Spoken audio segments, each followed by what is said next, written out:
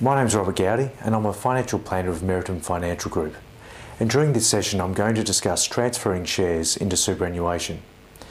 Now, many investors have accumulated shares from floats, hot tips, inheritances and demutualisations without giving much thought as to how best manage them. Using superannuation as a simpler and more tax-effective structure may be a great way to hold these shares. By using an in-specie transfer, you can change the ownership from the shares from yourself to the superannuation fund via an off-market transfer. This means you can contribute the shares themselves into the superannuation fund.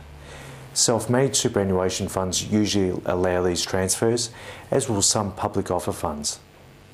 From the 1st of July 2013, the transfer of shares where there's an underlying market, so for a share that will be the share market, will need to take place on that market. For all other assets, an independent valuation will need to be undertaken before the transfer takes place.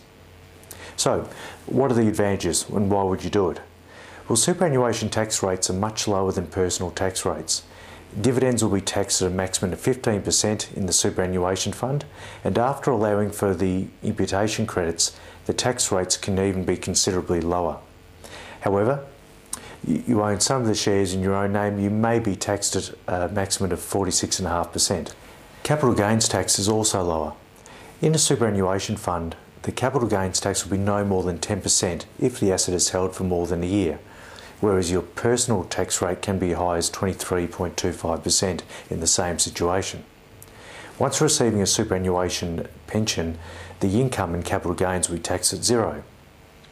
Now, electing to transfer while share price is down or a batch of shares is relatively low, that can create a capital loss, which can be offset against any capital gains you may have made that financial year or in future financial years.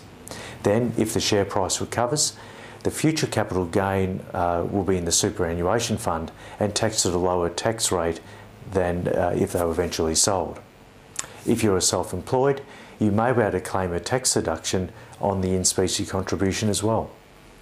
Alternatively, you can transfer the shares as a spouse contribution and claim a tax offset, which can save up to $540. As always, there are traps with these strategies that need to be considered.